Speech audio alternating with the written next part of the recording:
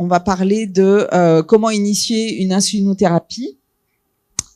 Et il faut juste les diapositives. Voilà, ça y est. Donc ça c'est une étude qui a étudié dans une grande cohorte de patients l'insulinosécrétion physiologique. Et donc c'est assez intéressant parce que ça permet vraiment de bien comprendre ensuite pourquoi on fait le profil, pourquoi on fait des schémas d'insulinothérapie et comment on va les construire, et aussi les différents besoins. Donc moi, ce que je trouve intéressant sur cette diapositive, donc on voit bien les besoins en insuline à chaque prise alimentaire, hein. D'accord. Et puis on voit aussi, vous avez le dîner là et la personne qui va se coucher. Vous voyez aussi que le fait de diminuer son activité physique parce qu'on est couché sur un lit, on va aussi continuer à avoir des besoins en insuline importants. Et donc les besoins en insuline le soir sont assez élevés. L'autre chose qu'on voit aussi sur la diapositive, c'est que la basale, elle est plus basse au cours de la nuit que pendant la journée. D'accord. Donc ça, c'est des points qui nous servent un peu de réflexion quand on veut savoir le schéma et réfléchir au schéma le plus adapté pour l'insulinothérapie.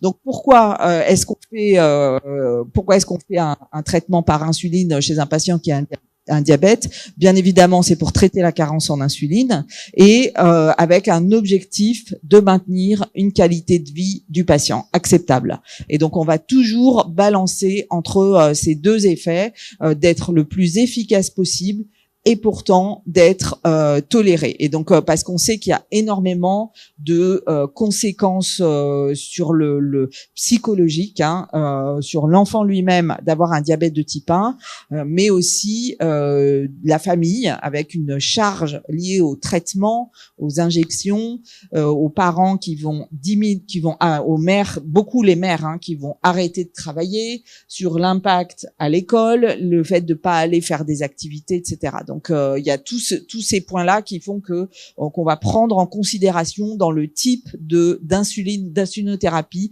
qu'on va utiliser. Ensuite, dans notre deuxième objectif de traitement, c'est d'éviter les complications aiguës. Donc principalement les hypoglycémies, mais également les carences en insuline aiguës qui généreraient des acidocétoses inopinées entre guillemets. On veut éviter également les complications chroniques, et donc ça c'est l'objectif majeur, hein, c'est d'assurer une insulinothérapie qui va vous préserver, qui va empêcher les complications macro-angiopathiques. Donc ça a été très c'est une notion qu'on connaît depuis très longtemps, que le taux d'hémoglobine glyquée, il est vraiment corrélé. C'est une courbe qui est exponentielle, hein, c'est-à-dire que dans les hémoglobines glyquées très élevées, les risques augmentent beaucoup, il y a une corrélation parfaite entre le taux d'hémoglobine glyquée et le risque de développer une rétinopathie ou une atteinte rénale du diabète. Donc ça, c'était ce on a connu pendant très longtemps, et depuis moins de 10 ans, on a ajouté un autre paramètre dont on sait qu'il est également corrélé de façon linéaire quasi avec les complications, c'est le temps dans la cible. Donc le temps dans la cible, aujourd'hui, c'est un marqueur qui est aussi important que l'HbA1c. Mais ça dépend après des outils qu'on a à sa disposition, hein, parce que pour avoir le temps dans la cible, il faut avoir un monitorage continu du glucose, hein, il faut avoir un capteur avec des données continues sur la journée. Donc ça, c'est pas accessible à tout le monde. Donc ces deux éléments-là sont très importants. Et en gros, on sait que à chaque fois qu'on réduit l'HbA1c d'un point, on va diminuer le risque de pathologies associées, donc de comorbidité, de complications microvasculaires, d'infarctus chez l'adulte et de maladies vasculaires périphériques. C'est des données de l'adulte parce que les enfants développent très peu, enfin, c'est pas qu'ils développent pas de complications, c'est que les complications ne sont pas encore visibles à l'âge pédiatrique. Il faut au moins 5 ans pour commencer à développer les complications à long terme, et en moyenne, c'est plutôt 10 ans. Donc, les bilans de complications, on les fait jamais avant 5 ans de diabète. D'accord. Donc il y a des recommandations qui ont été faites par différentes sociétés européennes, l'ISPAD, les sociétés américaines, pour dire le taux d'hémoglobine dans lequel on doit se situer, mais aussi le temps dans la cible qu'on doit avoir pour prévenir ces complications à long terme. Et donc en termes d'hémoglobine glyquée, qui est le marqueur le plus simple à obtenir, on est censé amener les enfants à moins de 7% d'hémoglobine glyquée, ce qui est un vrai challenge. Je ne sais pas comment sont vos hémoglobines glyquées moyennes, mais chez moi, on est plutôt plus près de 8, quelque chose que de 7%. Donc c'est voilà, c'est pas toujours facile. Alors donc il y a ça a été évoqué par ma collègue, il y a différents, enfin l'insulinothérapie, elle a évolué depuis de façon majeure depuis que l'insuline a été découverte et injectée pour la première fois en 1920, et donc le deuxième grand moment de découverte, c'est dans les années 80, l'apparition des stylos à insuline qu'on utilise encore aujourd'hui et qui sont extrêmement utiles, pratiques, fonctionnels, etc. La seule chose qu'on rajoute peut-être aujourd'hui, c'est qu'il existe des stylos connectés qui permettent d'associer les injections au monitorage continu du glucose, par exemple, et qui vont vous permettre de vraiment pouvoir adapter les doses de façon je dirais rapprochée, et suivre votre patient même à distance. Et puis, bien sûr, les pompes, et aujourd'hui, la boucle fermée, donc le système avec un algorithme où la pompe va calculer elle-même la dose d'insuline à injecter en fonction des variations de la glycémie et de la vie, de la connaissance du patient, en s'améliorant progressivement au fur et à mesure de la vie du patient. Et ça, la boucle fermée, je vais pas en parler aujourd'hui, mais juste un petit mot pour dire que c'est probablement une révolution, au même titre que les stylos à insuline ont été une révolution dans les années 80, parce que ça allège le fardeau du traitement de façon majeure, et ça améliore l'équilibre du traitement également de façon très importante, même quand les patients ne sont pas observants, font n'importe quoi avec l'alimentation, etc. C'est vraiment une transformation complète dans l'efficacité du traitement dans le diabète de type 1. Alors, on va parler un peu des différentes insulines et de comprendre pourquoi une telle insuline est meilleure que telle autre et à quoi elle sert, etc. Donc, on a des insulines lentes, des insulines rapides, et puis on a des insulines biosynthétiques humaines.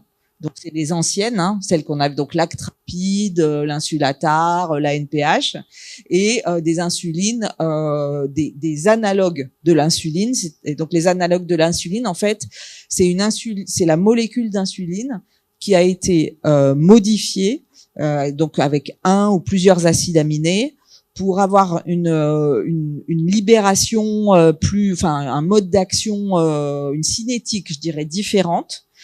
Mais une affinité pour le récepteur de l'insuline identique. Donc en termes d'efficacité glycémique, c'est la même chose, c'est juste le profil cinétique qui change. Donc les insulines biosynthétiques, les premières qui sont donc synthétisées par génie génétique dans des bactéries, etc. Donc la molécule d'insuline humaine, c'est un hexamère d'insuline. On injecte et l'insuline va être libérée de façon progressive. Cet hexamère va se dissoudre et ça va vous donner cette action un peu prolongée de l'insuline après l'injection. Donc cette dissolution, elle se fait dans le tissu sous-cutané qui est à la bonne température et qui a la bonne consistance. Si on est en intradermique ou si on est en intramusculaire, cette dissociation ne se fait pas du tout de la même façon, et ça peut expliquer que ça va donner des hypoglycémies ou une inefficacité du traitement. Ok. Donc, il y a plusieurs profils. L'actrapide, c'est une insuline qui a une action dite rapide entre guillemets, et qui peut durer quand même parfois jusqu'à 6-8 heures après l'injection. Et l'insulatar a un profil beaucoup plus étalé, mais vous voyez que ça vous fait vraiment un pic tout de même, avec une descente ensuite progressive.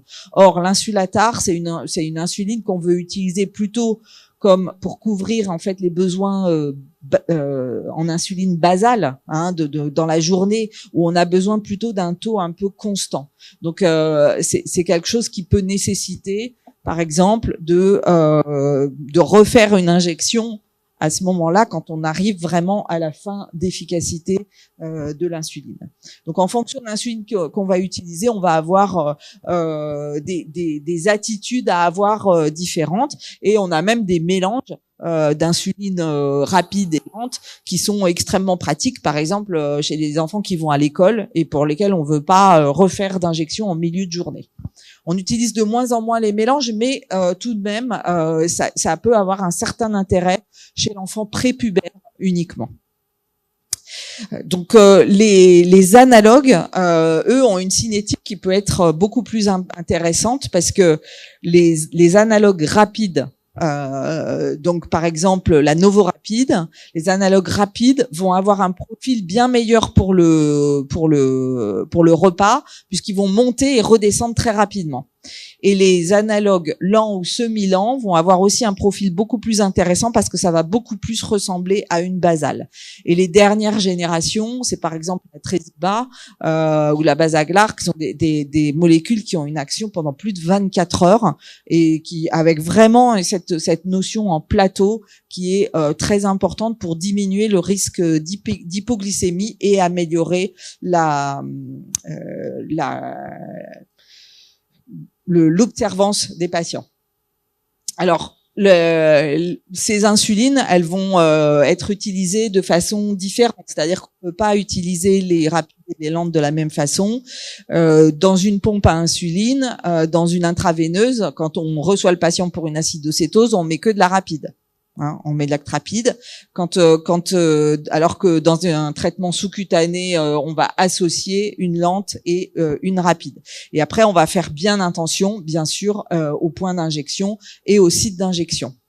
Alors, il y a différents types de stylos qu'on peut utiliser. Donc, il y a différentes marques avec des stylos, soit des stylos jetables, soit des stylos dans lesquels on met des cartouches qu'on va remplacer et qu'on va utiliser de façon régulière. On va bien sûr garder son insuline au frigo, mais une fois que la cartouche est dans le stylo, on peut se promener avec son stylo d'insuline sur soi. Donc il y a plusieurs, il y en a avec des mémoires, il y a des stylos, on peut avoir plusieurs formes et formats, mais le principe du stylo est quasiment toujours le même. Alors, pour vous, sur les photos que je vous ai mises là, c'est quoi les zones d'injection de l'insuline qui vous paraissent les plus adaptées? La A, la D,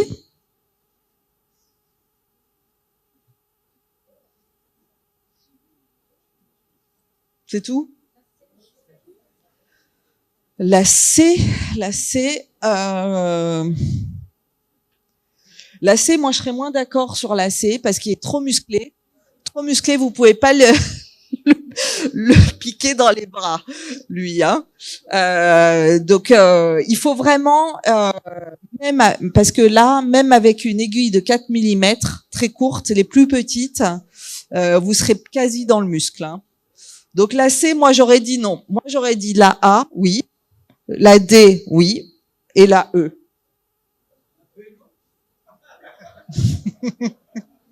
Et pas la B.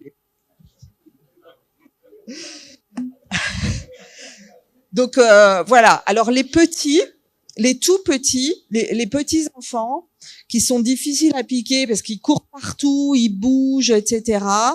Donc un nourrisson, on peut le piquer aussi au-dessus de l'omoplate, d'accord? Donc ça c'est aussi un point dans ce cas-là, on met l'enfant sur les genoux, on le tient avec un bras, on pique avec l'autre. Ça peut marcher, et c'est des points d'injection qui font assez peu de lipodystrophie. En fait, l'intérêt, c'est d'avoir plusieurs sites, parce que bien sûr, il faut faire une rotation. Bon, les patients, après, les grands, évidemment, ils vont se piquer là où il n'y a pas besoin de se déshabiller. Et donc, il faut la question de la lipodystrophie, c'est un point majeur. Je vais pas trop, enfin, on peut en discuter, mais c'est un point majeur dans le suivi du diabète, de l'efficacité, etc. Il y a des zones qui font plus de lipodystrophie que d'autres. Hein, je dirais les poignées d'amour, et il y a des personnes aussi qui font des lipodystrophies absolument majeures sans qu'on s'explique pourquoi. Alors j'ai une petite vidéo, non, j'avais ça aussi. Pour vous, quelle est la bonne technique d'injection de l'insuline? Alors on peut avoir plusieurs réponses. Comment vous faites les injections d'insuline?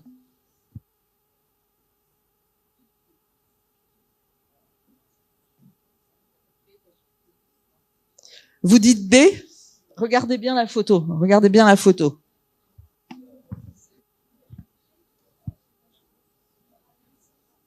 Alors, qu'est-ce que vous proposez? Donc vous proposez A. Pourquoi vous proposez A?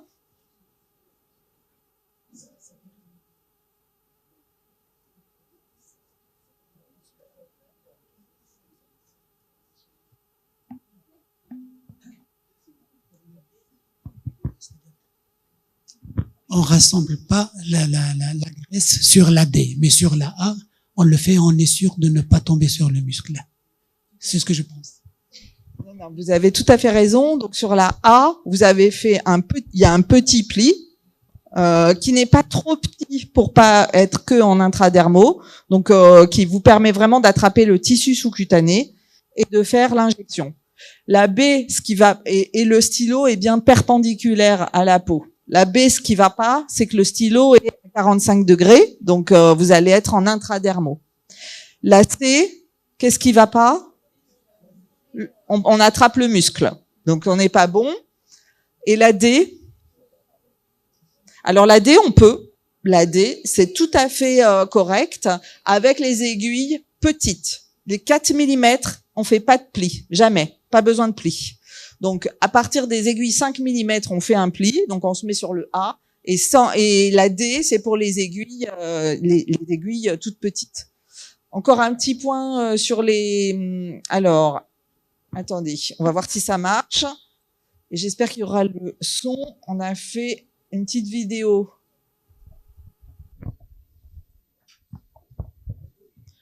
Je crois que j'ai atteint mes... Ah, il n'y a pas de son.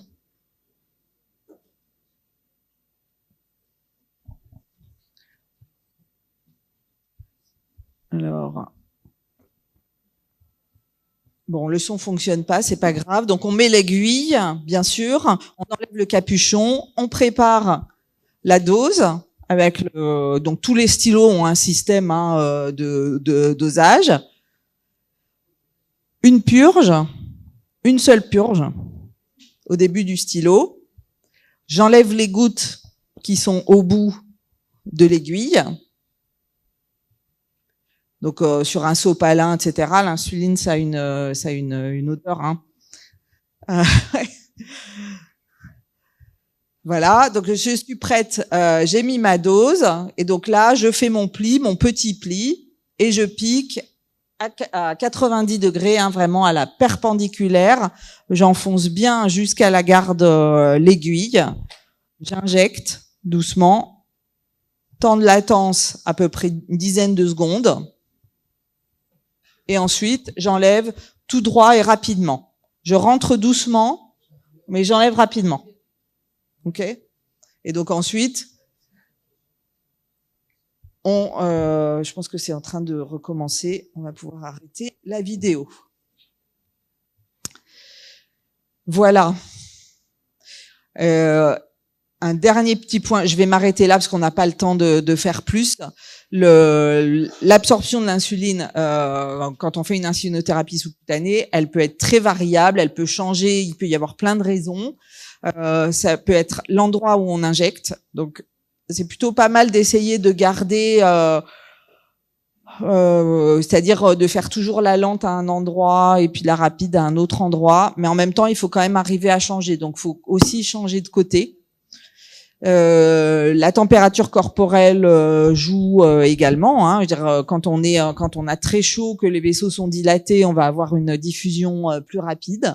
L'exercice physique qui va favoriser l'utilisation, voilà. Le massage de la zone, la profondeur d'injection, les lipodystrophies, est-ce qu'il y a des cicatrices, etc. Bon, on peut imaginer plein de raisons pour lesquelles il y a une variation dans l'absorption de l'insuline. Je vous remercie. On s'arrête là.